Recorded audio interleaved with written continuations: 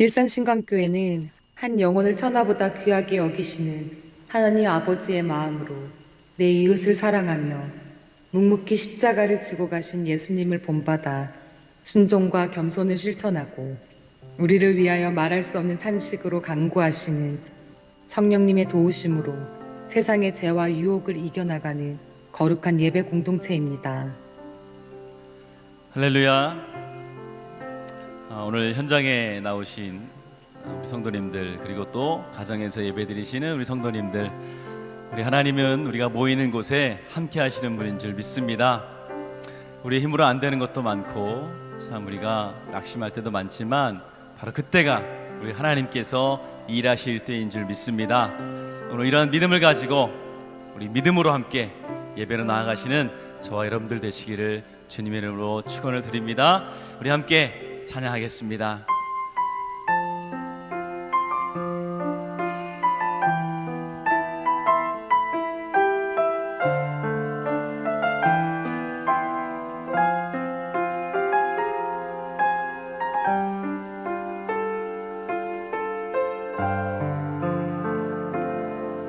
날이 저물어 갈 때, 빈들에서 걸을 때, 그때가 하나님의 때. 내 힘으로 안 될 때, 빈손으로 걸을 때, 내가 고백해 여호와 이래. 주가 일하시네, 주가 일하시네. 주께 아끼지 않는 자에게 주가 일하시네, 주가 일하시네. 신뢰하며 걷는 자에게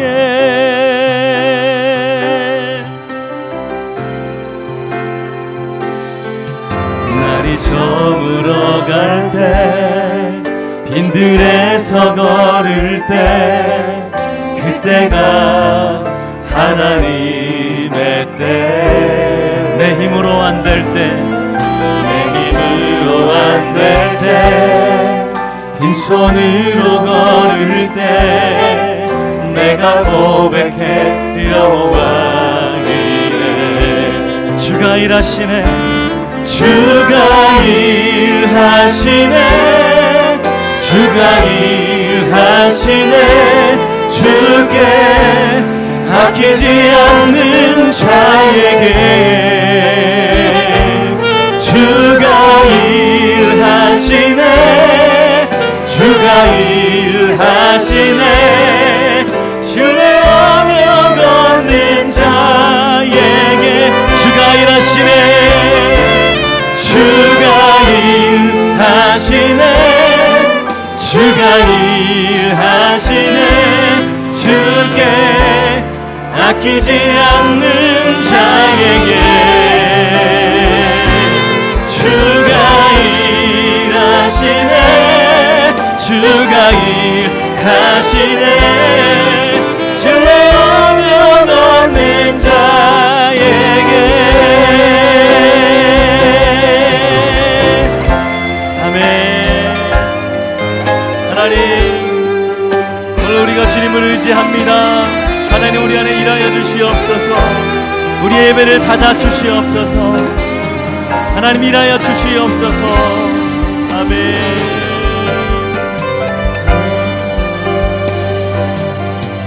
우리 모인 이곳에 주님 함께 계시 누리네 아버지 은혜. 적은 떡과 물고기 내 모든 걸 드릴 내가 고백해 여호와. 다시 한번 우리 모인 이곳에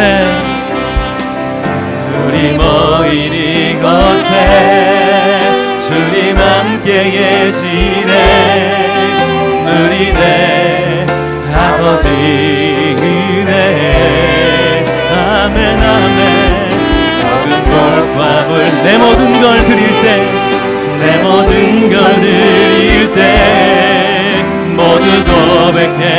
여호와. 우리 믿음으로 오른손 높이 들고 찬양합니다. 주가 일하시네, 주가 일하시네. 주께 아끼지 않는 자에게 주가 일하시네. 아멘. 주가 일하시네. 승리하며 걷는 자에게 주가 일하시네. 주가 일하시네. 주님 일하여 주시옵소서. 아멘. 아끼지 않는 자에게 주가 일하시네. 주가 일하시네.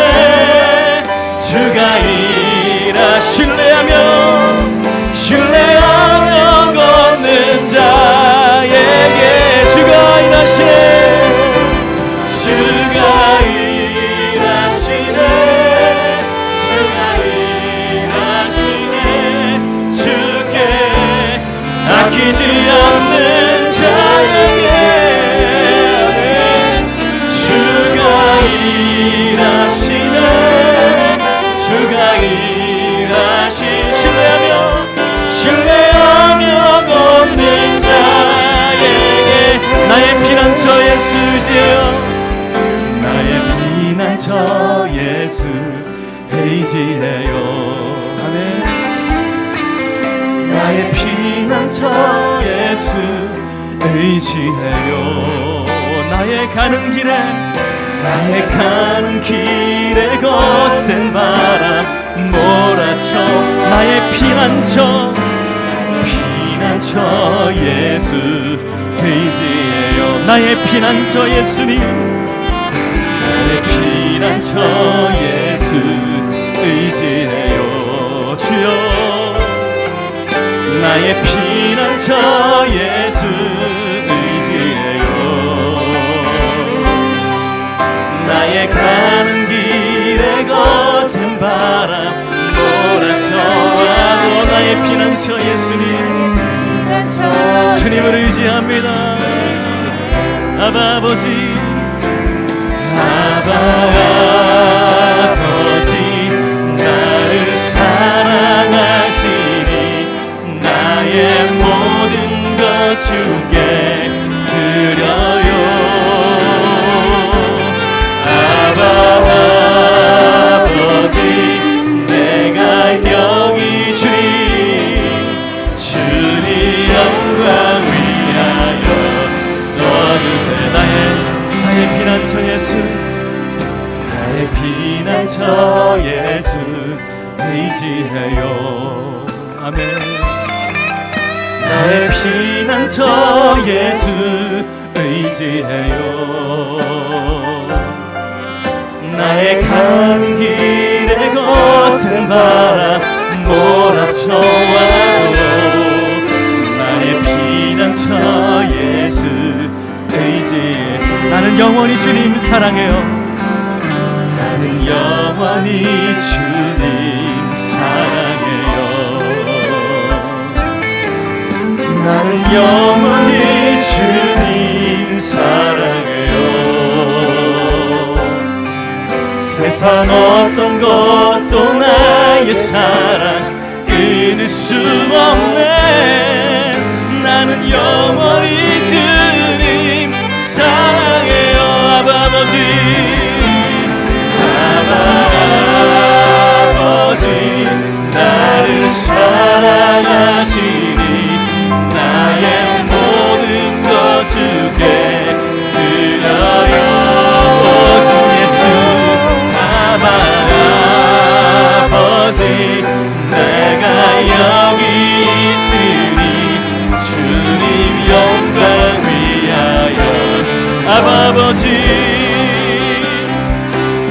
아바 아버지 나를 사랑하시니 나의 모든 것 주께 드려요.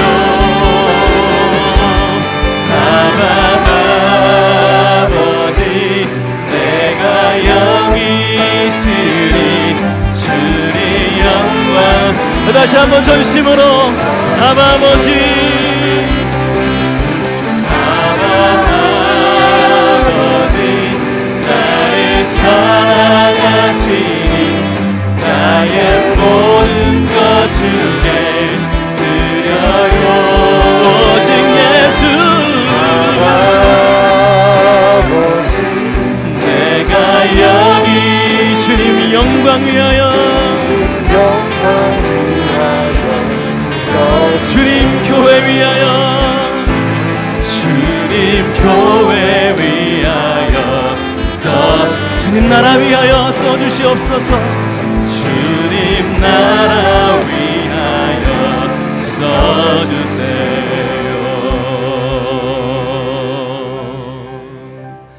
아멘. 오직 예수, 오직 길과 진리와 생명 되시는 주님, 오늘도 주님을 의지합니다. 오늘 시간 함께 우리 주님을 노래하고 찬양하고 또 함께 기도할 때에 하나님 우리의 마음을 받아주시옵소서.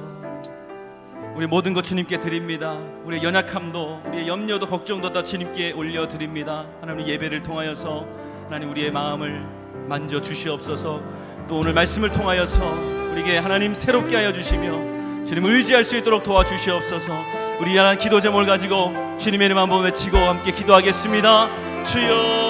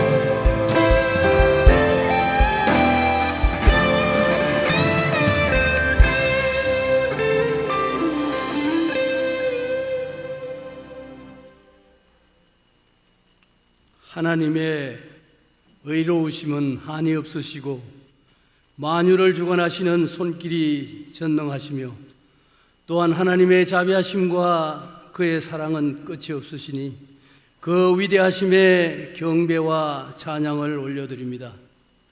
이 시간 지난 한 주간의 삶을 주님의 앞에 온전히 내려놓음으로 부족하거나 잘못된 것을 회개하여 성령님의 도우심으로 세상을 이기게 하시고 회복시켜 주시는 주님의 능력을 체험하게 하시옵소서.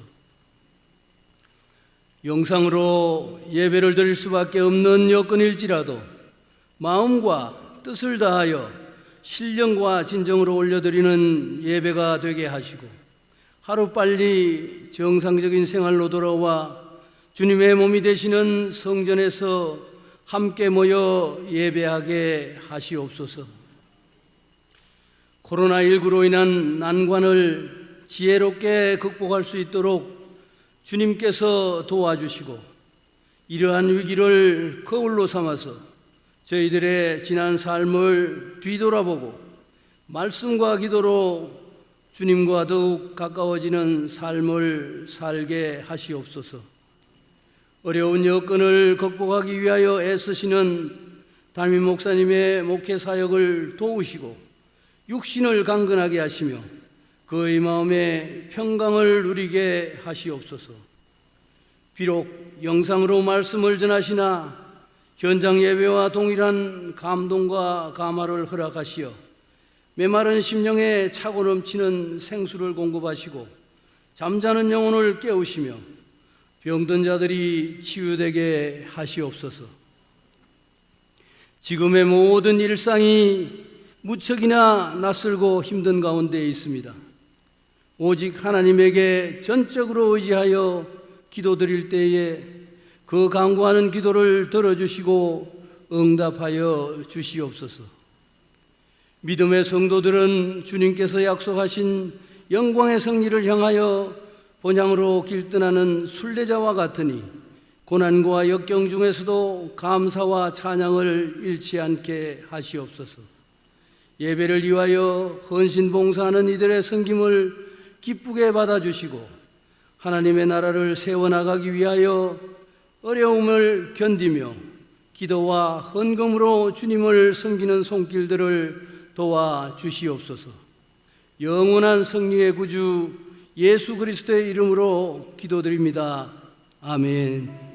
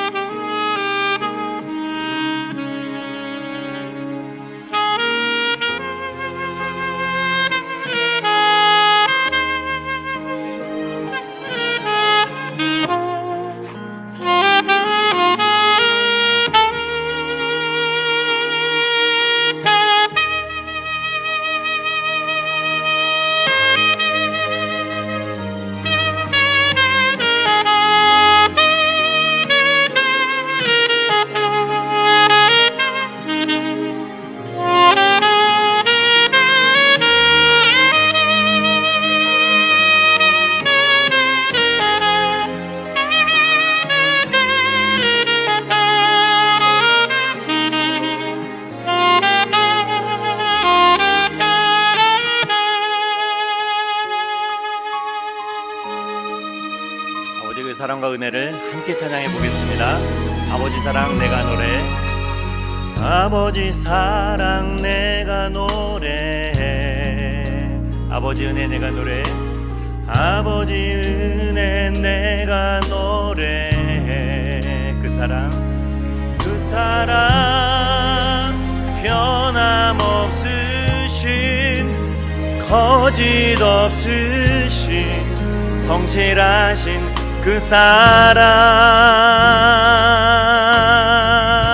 상한 갈대를 꺾지 않는 주님, 상한 갈대 꺾지 않으시는, 꺼져가는 등불 끄지 않는 주님, 꺼져가는 등불 끄지 않는 그 사랑. 그 사랑 변함없으신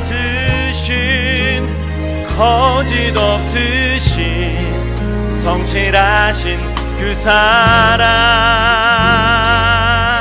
사랑 그 사랑.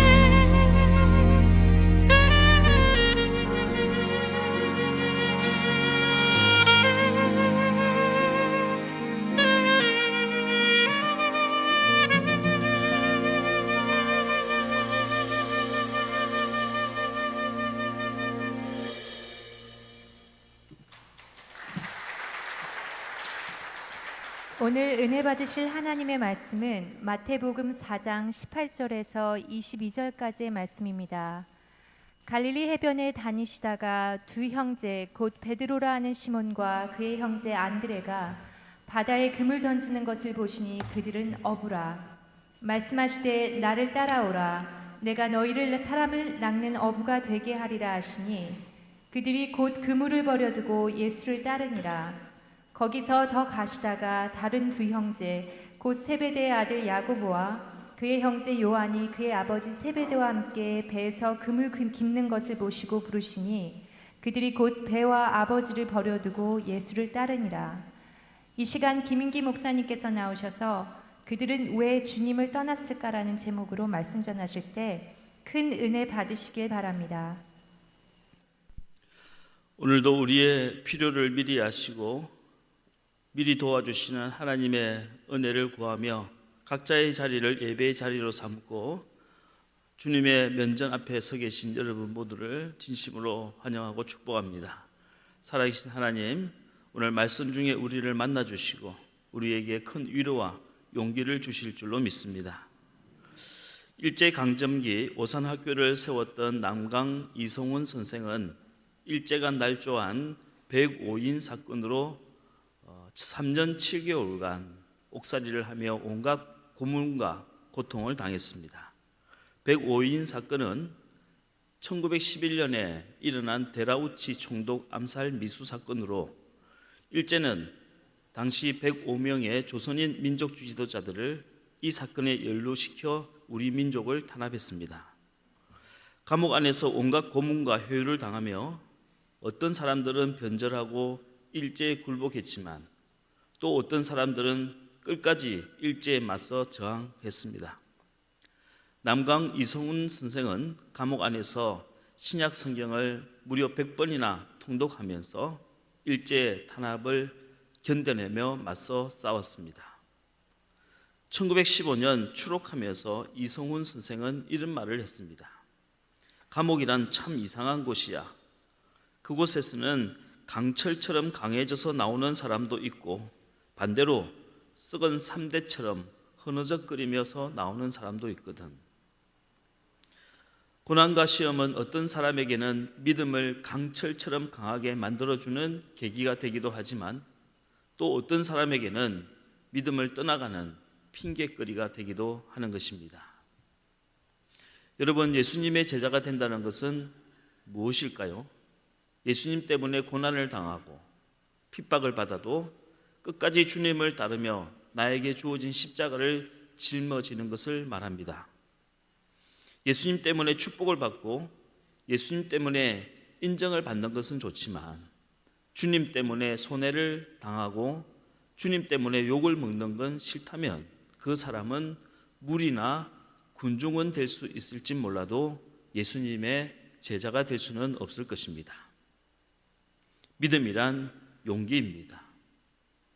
골리앗과 같은 두려운 존재 앞에서 하나님이 나를 도우신다라고 담대하게 외칠 수 있는 용기.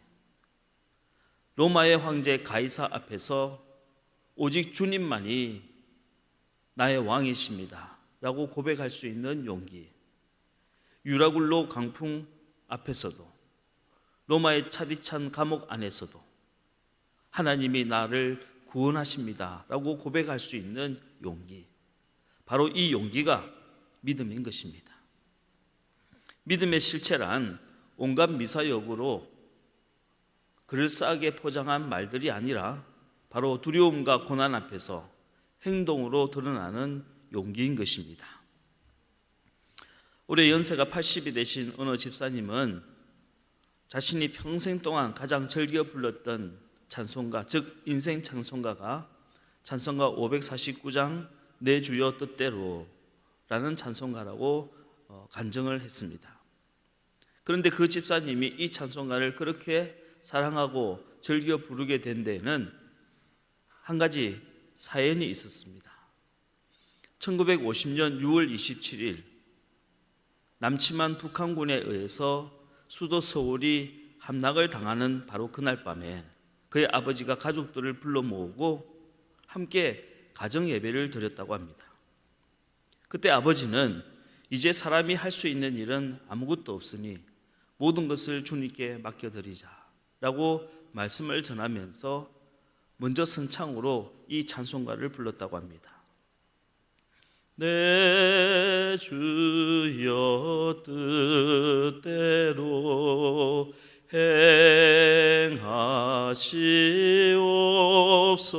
행하시옵소서. 온 몸과 영혼을 다 주께 드리니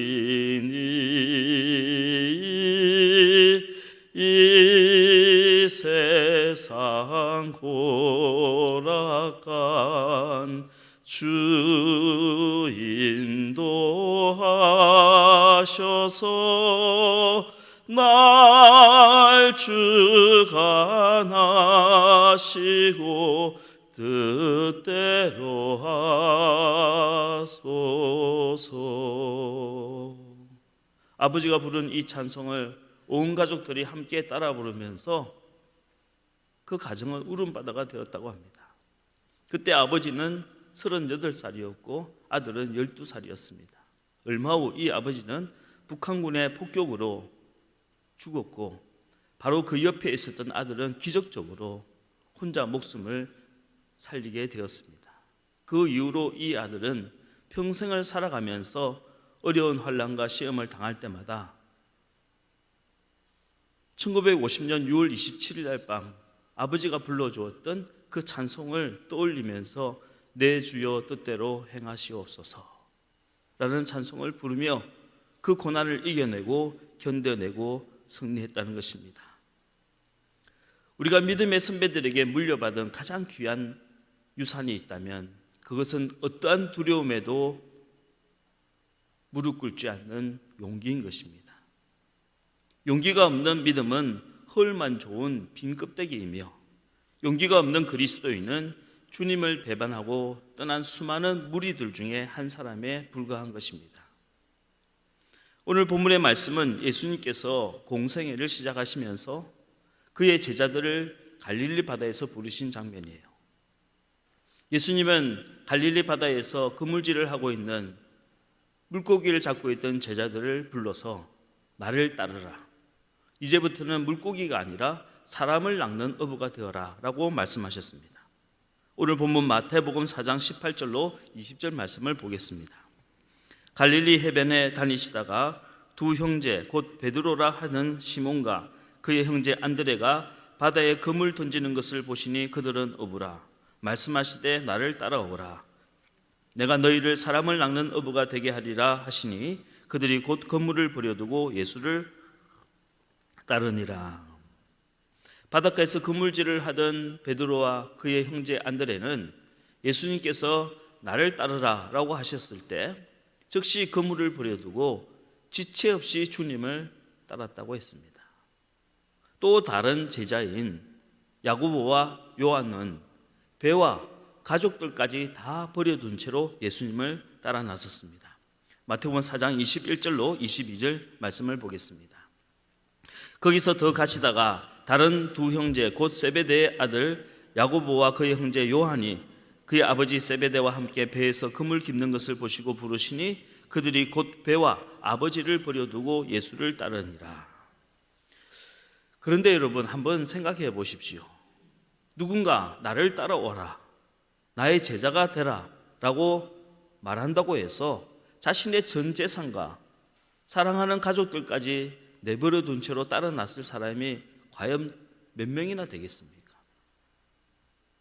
오늘 본문의 말씀을 통해서 우리는 당시 예수님의 제자들이 어떤 사람들이었는지 하는 것을 가늠해 볼 수가 있습니다. 그들은 이미 하나님 나라와 메시아를 열망하고 있었고 그들을 부르신 예수님이 바로 그들의 그토록 기다리던 메시아의 있음을 확신했던 사람들이었습니다. 예수님을 따랐던 제자들은 이미 세례 요한으로부터 가르침을 받고 있었던 세례 요한의 제자들이었어요. 그리고 장차 오실 메시아를 기다리고 있었습니다. 세례 요한이 예수님을 보고 보라 세상 죄를 짊어지고 가는 어린 양이로다 하는 외치는 그 순간부터 그들은 마음속으로 예수님을 따르기로 작정하고 있었던 것입니다. 그런 예수님이 다른 사람이 아니라 나를, 가진 것도 없고 배운 것도 없는 나를 콕 집어서 나를 따르라, 너는 나의 제자가 되어라 라고 말씀하셨을 때 그들은 한치의 주저함도 없이 도리어 기쁜 마음으로 모든 것을 다 내버려 둔 채로 예수님을 따라 나선 것입니다. 그런데 여러분, 이 갈릴리의 첫 번째 부르심의 결과가 어떻게 되었습니까? 그 결과는 참담한 실패였습니다. 그렇게 자신만만하며 확신을 가지고 당당하게 기쁨으로 예수님을 따라 나섰던 갈릴리의 제자들은 단 한 사람의 예외도 없이 다 주님을 배반하고 떠나갔어요. 예수님께서 로마 병정에게 잡히시고 대제사장과 빌라도의 법정에 서시자 갈릴리의 제자들은 하나같이 모두 다 두려워서 도망쳤습니다. 베드로는 어린 소녀 앞에서 3번이나 예수님을 저주하며 부인했어요. 마가는 옷이 벗겨진 채로 벌거벗긴 알몸으로 주랭랑을 쳤습니다. 그들은 왜 주님을 떠났을까요? 그토록 의기양양하게 주님을 따라 나섰던 갈릴리의 제자들은 왜 십자가 고난 앞에서 주님을 배반하고 떠나가야만 했을까요? 요한복음 21장에는 갈릴리 바다에서 제자들을 부르신 두 번째 부르심의 사건이 기록되어 있습니다. 마태복음 4장과 마찬가지로 요한복음 21장에서도 제자들은 바닷가에서 그물질을 하고 물고기를 잡고 있었어요. 예수님은 3년 전 갈릴리 바다에서 제자들을 부르셨던 때와 똑같이 배 오른쪽으로 그물을 던지라고 말씀하셨습니다. 제자들은 그 말씀에 의지하여 그물을 던지고 153마리나 되는 많은 물고기를 잡았습니다. 이때 예수님은 베드로에게 내 어린 양을 먹이라 라고 말씀하셨죠. 우리는 이 두 번의 갈릴리 바닷가에서의 예수님의 부르심에 대해 제자들이 얼마나 다르게 행동했는지를 잘 알고 있습니다. 첫 번째 갈릴리 바닷가에서 예수님의 부르심에 대해 제자들은 자신 있게 대답했습니다. 그리고 행동했어요. 예, 제가 주님을 따르겠습니다 라며 배와 그물을 내버려 둔 채로 주님을 따라 나섰어요. 하지만 요한복음 21장에서 두 번째 갈릴리 바닷가의 부르심에 대해서는 그러지 못했습니다. 베드로는 3번이나 깊게 고민하고 주저했어요. 선뜻 예, 제가 주님을 따르겠습니다, 어린 양을 먹이겠습니다 라고 대답하지 못했어요. 하지만 첫 번째 갈릴리 바닷가에서 예수님의 부르심에 대해서는 자신만만하게 따라 나섰던 그 제자들은 고난과 핍박 앞에서 비급하게 주님을 배신하고 떠나갔습니다. 하지만 두 번째 부르심에 두려움과 떨림으로 따라 나섰던 제자들은 끝까지 십자가를 지고 충성하며 순교를 당했습니다. 그렇다면 이 첫 번째 갈릴리 바다의 부르심과 두 번째 부르심 사이에는 어떤 차이가 있는 걸까요? 무엇이 진정한 용기일까요? 첫 번째, 진정한 용기란 성령님이 주시는 선물입니다. 첫 번째 갈릴리에서의 제자들의 부르심과 두 번째 제자들의 부르심 사이의 가장 큰 차이점은 성령 체험이에요. 제자들은 첫 번째 부르심에 따라 났을 때에도 용기와 소망을 갖고 있었습니다. 하지만 그 용기와 소망은 내 마음이 만들어낸 나의 의지였어요. 인간의 마음과 인간의 심리가 만들어낸 용기는 결코 오래가지 못합니다. 인간의 정신은 위대하지만 자신이 감당할 수 없는 두려움에 직면하면 자기 자신을 파멸시키는 습관이 있어요. 알베르 까미나 샤르트르와 같은 실존주의 철학자들이 고발한 것이 바로 이 인간 정신의 허구성과 부조리함입니다. 2차 세계대전이라고 하는 엄청난 공포와 두려움 앞에 서자 당시 가장 이성적이고 가장 합리적이고 가장 윤리적으로라고 생각했던 유럽의 지성인들이 가장 야만적인 유대인 학살에 동조하는 것을 보고 인간 정신의 위대함 속에 감춰져 있는 부조리를 고발하기 시작한 겁니다. 이것을 복음주의적인 언어로 설명을 한다면 어떠한 인간의 위대한 결단도 위대한 결과를 가져올 수 없다는 거예요. 어떠한 인간의 위대한 용기도 결코 오래 지속될 수 없다는 겁니다. 끝까지 변함없이 진정한 용기를 주는 것은 오직 성령님의 선물입니다. 첫 번째 갈릴리의 부르심에 대해 처절하게 실패했던 제자들은 두 번째 갈릴리 부르심 직후에 마가의 다락방에서 성령을 체험했습니다. 불과 같은 성령이 제자들에게 임하고 그 성령님이 제자들의 마음에 내주하시자 제자들에게는 세상이 감당할 수 없는 용기가 생겨났어요. 그 용기는 예전에 느꼈던 자신감이나 의협심이나 만용과는 달랐습니다. 성령이 주시는 용기는 두나미스, 즉 권능이었어요. 예수님께서는 성령을 받으면 권능을 얻게 된다고 말씀하셨습니다. 사도행전 1장 8절 말씀을 보겠습니다. 오직 성령이 너희에게 임하시면 너희가 권능을 받고 예루살렘과 온 유대와 사마리아와 땅끝까지 이르러 내 증인이 되리라 하시니라. 우리 그리스도인이 세상의 악과 맞서 싸울 수 있는 힘은 우리의 자신감이나 우리의 지혜나 우리의 정의감이나 우리의 의협심이나 우리의 만용이 아니라 오직 성령님이 우리에게 주시는 권능인 거예요.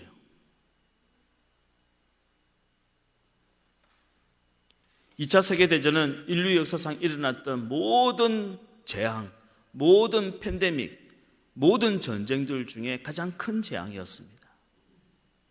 1939년 독일의 폴란드 침공으로 촉발된 전쟁은 이내 온 유럽과 전 세계 전쟁으로 변해갔습니다. 1945년 종전이 될 때까지 6년 사이에 사망한 사람들의 숫자만 해도 5,200만 명이 넘어섰습니다. 개전 초기에는 독일의 군사력이 절대적인 우위였습니다. 전차 부대를 앞세운 독일군은 파죽지세로 온 유럽을 정복해 들어갔습니다. 하지만 전쟁의 말미로 갈수록 독일군의 공군력이 떨어지기 시작했어요. 육군과 전차 부대의 절대적인 우위에도 불구하고 공준전에서 열세 몰리기 시작한 독일은 결국 연합군에게 패망을 당하고 말았습니다. 전쟁 말미에 독일이 공준전에서 얼마나 무력했는지를 보여주는 대표적인 사례가 하나 있습니다. 영국의 밴드 에르라고 하는 비행기 조종사가 B-17기를 타고 독일의 카셀이라는 지역에 출격을 했어요. 그런데 독일군이 쏜 대공포탄에 비행기의 연료통이 맞고 말았습니다. 그런데도 다행히도 비행기는 폭발하지 않았고 가까스로 비행 기지로 돌아오는 밴드 에르는 연료 탱크를 살펴봤는데 정말 기가 막히게도 그 연료 탱크에 11발의 대공포탄이 박혀 있는 거예요. 너무나도 이상하게 여겨서 그 탄환들을 다 수거해서 조사를 해봤더니 정말 놀랍게도 그 탄환들은 하나같이 화약이 없는 빈 껍데기 탄환들이었습니다. 히틀러의 광기 어린 정치 선동으로 전쟁을 계속 지속하기는 했지만 이미 독일의 장교들은 전쟁의 정당성에 대해서 회의를 품기 시작했어요. 특별히 독일 경제가 어려워지자 군수업체에서는 속에 화약이 들어있지 않는 빈 껍데기 탄환을 만들어내기 시작했던 겁니다. 여러분 한번 생각해 보십시오. 아무 소용도 없는 화약도 들어있지 않는 빈껍데기 탄환을 허공에 대고 펑펑 쌓아 올리면서 독일군에게 무슨 사기가 있었겠습니까? 무슨 승리에 대한 기대감이 있었겠어요? 이 지긋지긋한 전쟁 그저 빨리 항복이나 해서 끝내기만을 바라지 않았을까요? 독일군은 이미 전쟁을 하고 있었던 것이 아닙니다. 전쟁의 흉내만 내고 있었던 거예요. 이것이 바로 독일이 패망할 수밖에 없는 가장 중요한 원인이었습니다. 저는 전쟁사에 나와 있는 이 독일군의 사건을 바라보면서 오늘날 우리 한국교회와 한국교회 그리스도인의 모습을 생각하지 않을 수가 없어요. 더 이상 성령 충만을 기대하지도 않고 성령 충만을 구하며 기도하지도 않는 그리스도인들이라면 화약이 없는 빈껍데기 탄환과 무엇이 다르겠습니까? 아무리 고상한 설교를 많이 듣고 아무리 교양 있는 종교 생활을 잘 하고 계신다 할지라도 내 안에 성령님이 계시지 않는다면 세상의 권세에 대해서 이미 지기로 작정한 독일군과 무엇이 다를 바가 있단 말입니까? 세상과 전쟁을 하는 것이 아니라 전쟁을 하는 흉내만 내고 있는 거예요. 이미 세상의 권세에 무릎을 꿇을 마음을 먹고 세상을 향해 나가고 있는 겁니다. 왜? 우리 안에 성령님이 없기 때문이에요. 예수님께서 오직 성령이 너희에게 임하시면 너희가 권능을 받고 라고 말씀하셨을 때 이 권능은 헬라어로 두나미스라고 합니다. 이 두나미스라고 하는 말에서 우리가 잘 아는 다이나마이트라고 하는 단어가 나왔어요. 두나미스, 즉 성령의 권능은 바위보다 딱딱한 인간의 마음을 깨뜨리는 하나님의 능력인 줄로 믿으시길 바랍니다. 그러므로 우리는 오늘 이 순간에도 하나님 우리에게 성령을 주시옵소서 라고 기도해야 되는 거예요. 그래서 사도 바울이 에베소 교회에 처음 가서 한 첫 번째 설교가 너희가 믿을 때 성령을 받았느냐 하는 말씀이었어요.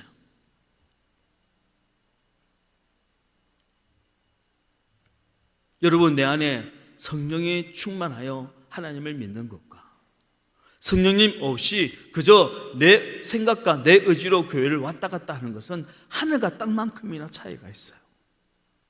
화약이 있는 탄환을 쏘는 것인지 화약이 없는 빈껍데기 탄환을 쏘는 것이냐 하는 만큼 큰 차이가 있는 거예요.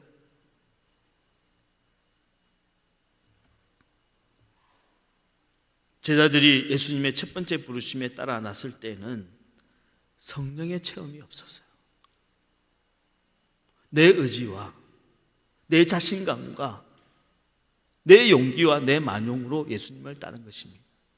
하지만 그 결과는 참담한 실패였습니다. 그러나 두 번째 부르심에 응답했을 때는 비록 두렵고 떨리는 마음으로 주님을 따랐지만 성령을 받고 성령 충만한 마음으로 주님을 따라갔습니다.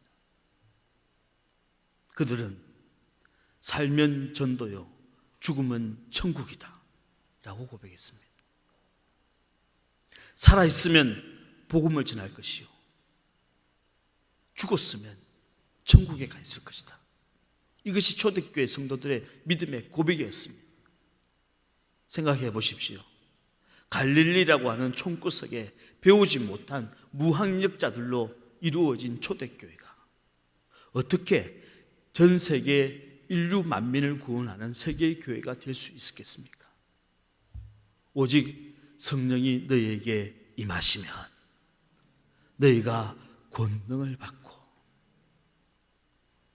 오늘 2020년 위기와 어려움과 많은 오해와 질타 앞에 서 있는 한국교회와 저와 여러분, 다시 한번 성령을 구합시다. 오소서 성령님, 우리에게 두나미스 권능을 주시옵소서. 두려움을 이겨낼 용기를 주시옵소서.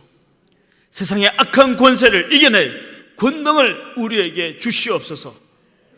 내 용기를 자랑하지 말고 내 능력을 의지하지 말고 성령님을 간절히 바라고 기도합시다.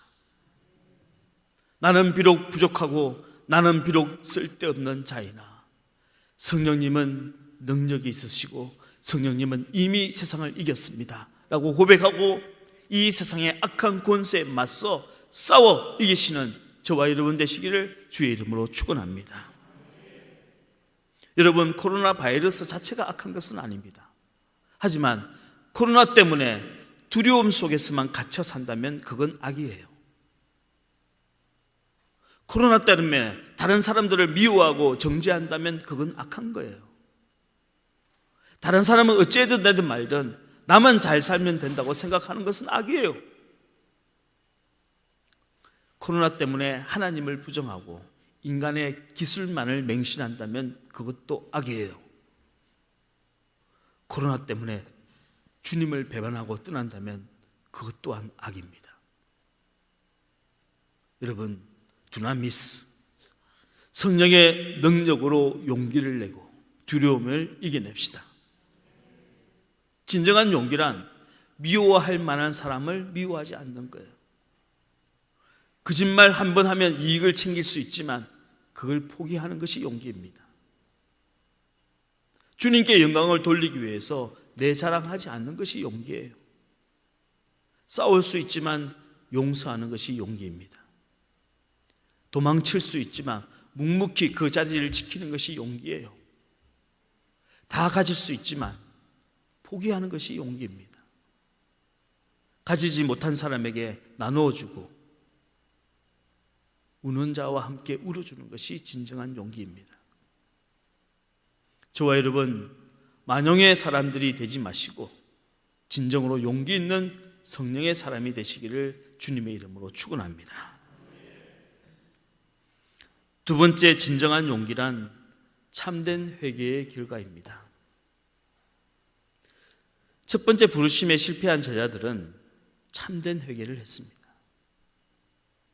그렇다면 여러분, 참된 회개란 무엇일까요? 여러분은 참된 회개를 하셨습니까?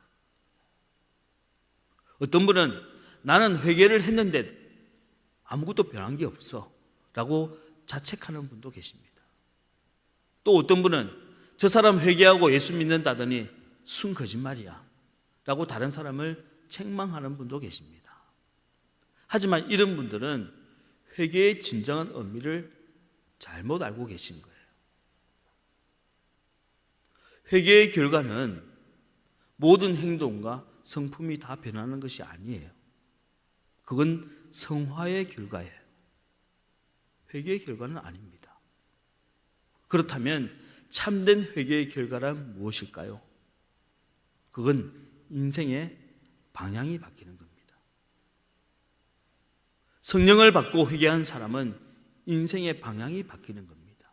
그것이 참된 회개입니다. 그러나 여전히 못된 성질머리가 나타날 때도 있습니다. 욱하는 성격이 튀어나올 수도 있어요.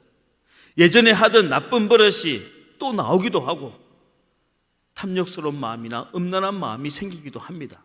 하지만 분명한 것은 내 삶의 방향이 바뀌어졌다는 겁니다. 제가 어릴 적부터 20대까지 아주 오랫동안 바라고 꿈꿔왔던 제만의 인생의 방향이 있었어요.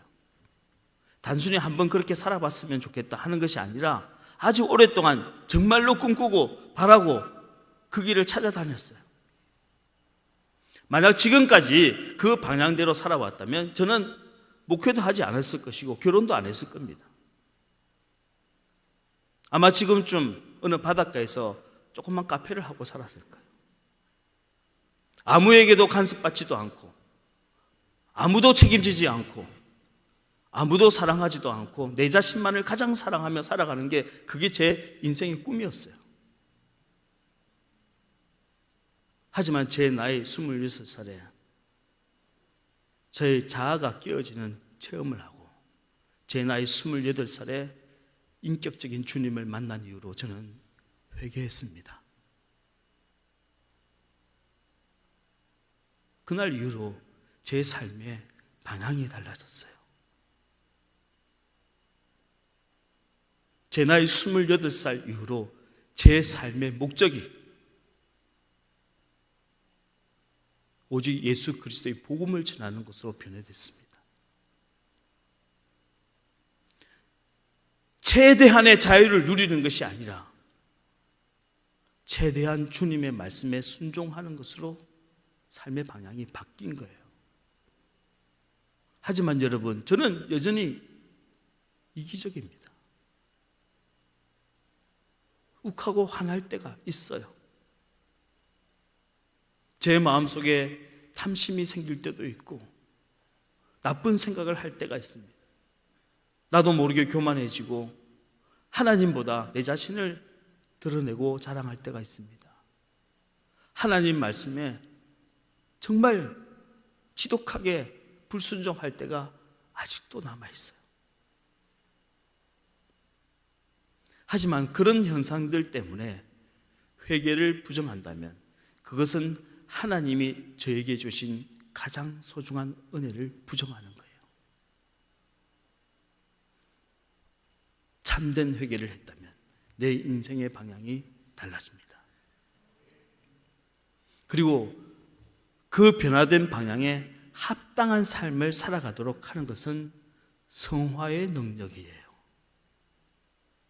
참된 회개는 우리가 거룩한 성화를 포기하지 않도록 용기를 주는 겁니다. 이것이 회개의 가장 귀한 열매입니다. 진정한 용기는 성령 안에서 회개한 사람만이 받는 축복입니다.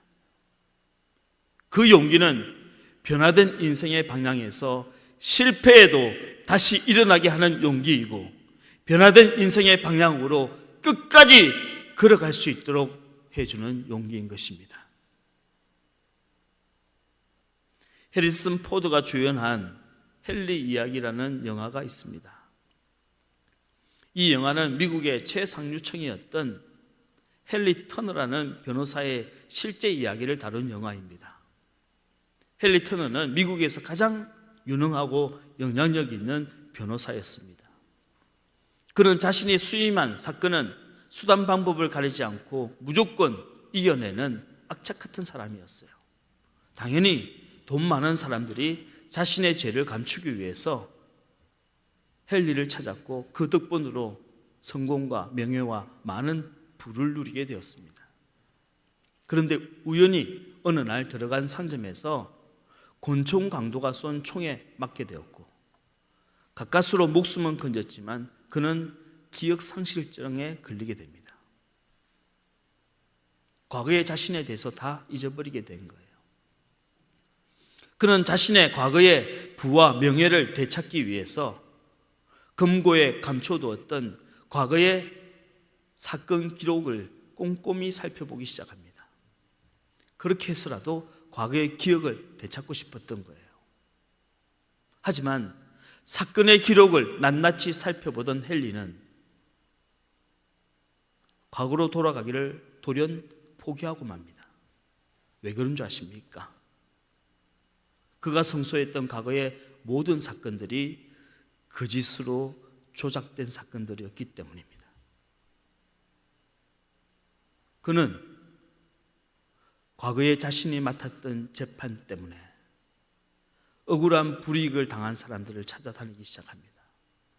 그리고 진심으로 사죄하고 용서를 빌었어요. 자신 때문에 물질적 피해를 입은 억울한 사람들을 찾아가 자신의 재산을 변상하며 용서를 빌었습니다. 거짓으로 부와 명예를 쌓아가던 과거의 인생의 방향에서 정직하지만 평범하게 살아가는 인생의 방향으로 방향을 바꾼 거예요. 여러분, 이것이 회개입니다. 진정한 용기란 이런 거예요.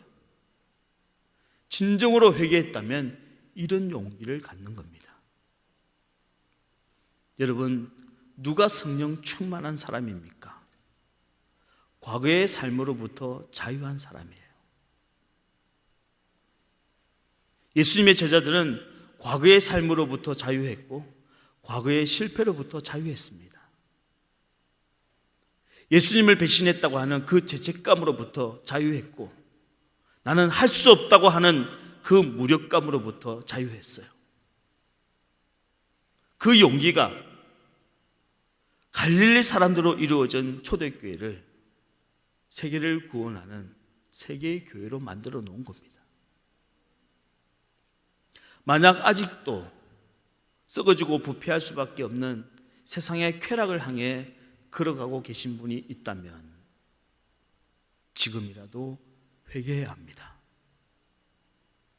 인생의 방향을 바꿔야 합니다. 진심으로 회개할 때 성령님은 우리에게 참된 용기를 주십니다. 회개하는 자에게는 반드시 주시는 선물이 용기입니다. 용기 있는 사람만이 믿음을 끝까지 지켜내고 우리의 코끝에서 마지막 호흡이 끊어질 때 후회 없이 감사하며 생을 마감할 수 있습니다. 사랑하는 성도 여러분, 용기 있는 그리스도인이 되십시다. 향방 없는 방황을 그치고 멋진 인생의 마지막 마침표를 찍어봅시다. 세상을 두려워하지 말고 용기 있게 하나님을 믿는 저와 여러분 되시기를 주님의 이름으로 축원드립니다. 기도하겠습니다. 성령 하나님, 우리에게 참된 용기를 주옵소서. 세상이 주는 두려움에 무릎 꿇지 않게 하시고 성령의 충만함으로 이 세상의 악을 이겨나가게 도와주시옵소서. 내 힘과 내 만용으로 하지 않게 하시며 언제나 우리에게 새 힘을 주시는 성령 하나님의 인도하심을 받게 하여 주옵소서. 아직도 참된 회개를 하지 못했다면 오늘 바로 이 시간이라도 우리의 인생의 방향을 바꾸어 주시옵소서. 하나님의 영광을 위하여 살아갈 수 있도록 우리의 인생을 변화시켜 주시옵소서. 우리의 인생의 종착점이 부끄러운 자리가 되지 않게 하시며 주님 보시기에 가장 아름답고 다음 세대들에게는 표대가 될 수 있는 그런 자리가 되게 하여 주시옵소서. 코로나로 인하여 두려움에 떨고 있는 성도들 마음의 용기를 주시고 질병으로 고통을 받고 있는 성도들 주님의 보혈로 덮어주시어서 깨끗하게 치유하여 주시옵소서. 물질로 어려움을 당하고 있는 성도들 주님 도와주시고 일용한 양식과 만나를 허락하여 주시옵소서. 오늘도 귀한 물질 온라인 헌금 드리는 성도들 손길을 축복하시고 하늘 문을 여시고 넉넉한 은혜로 채워 주시옵소서. 믿사옵고 우리 주 예수 그리스도의 이름으로 감사하며 기도 올리옵나이다. 아멘. 함께 주 품에 찬양하겠습니다.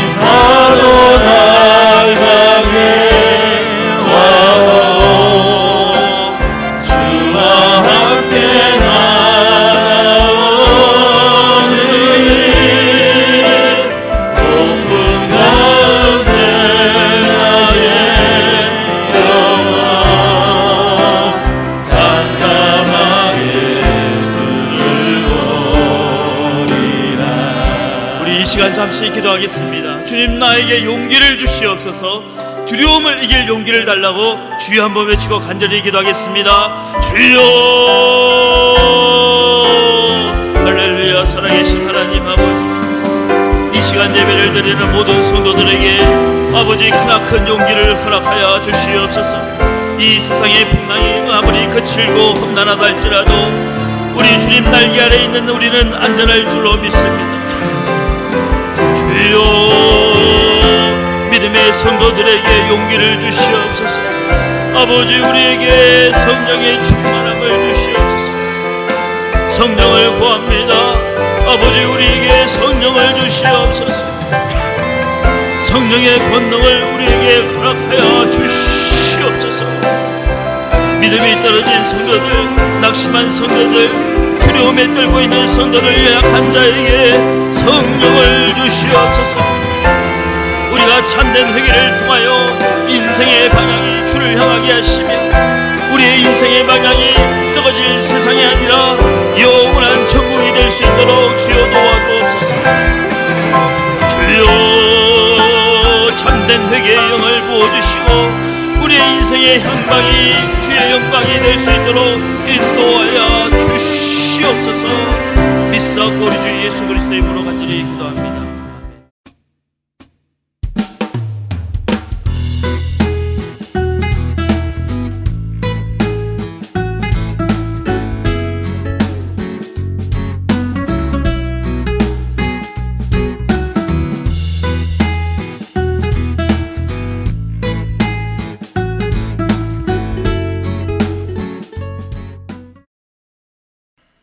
네, 갑자기 스페인 산티아고 순례길 가자니까 많이 당황스러우시죠? 코로나인데 어떻게 비행기를 타고 외국에 나가나 의심도 드실 겁니다.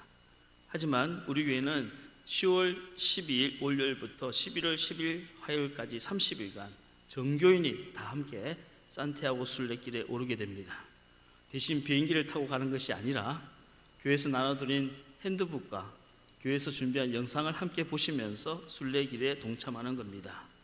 매일매일 핸드북과 영상으로 산티아고 순례길을 같은 구간을 함께 걸으면서 시편 말씀을 묵상하고 성경을 필사하고 또 기도를 드리고 찬송가 따라 부르기를 하고 실제로 30분간 걷는 운동도 같이 합니다. 그리고 매일매일 본인이 그걸 체크하는 겁니다. 그렇게 30일 코스를 완주하도록 하겠습니다. 다음 주일부터는 우리 교회가 1, 2, 3부 현장 예배를 다시 시작합니다. 여러분들 조심스럽게 방역 수칙을 잘 지키면서 다음 주일부터 현장 예배를 시작하게 되는데요. 다음 주일 교회 나오신 분은 모든 분들에게 이 핸드북을 나눠드리도록 하겠습니다. 그리고 교회 홈페이지에 전자책을 띄워드리고 매일매일 구간을 소개해드리고 함께 걷는 영상을 보시면서 이제 운동도 직접 하시고 말씀도 묵상하시고 찬송을 부르시기도 하면서 기도하면서 산티아고 순례길을 우리가 가상으로 걸어보자는 겁니다. 비행기를 타고 가자는 말씀은 아니고요. 하지만 이것을 통해서 우리 영적인 건강도 좋아지고 또 육적인 건강도 좋아질 줄로 믿습니다.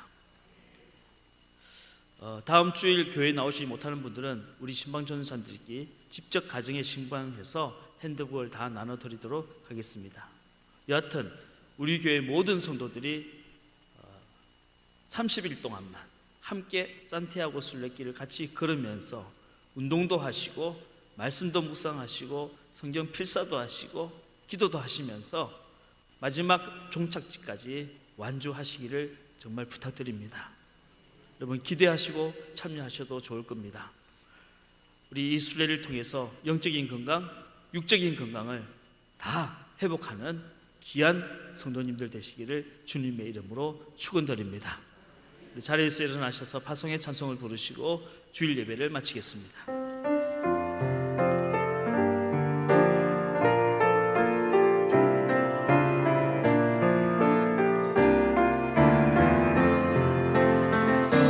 진정한 예배가 숨쉬는 교회 주님이 주인 되시는 교회 믿음의 길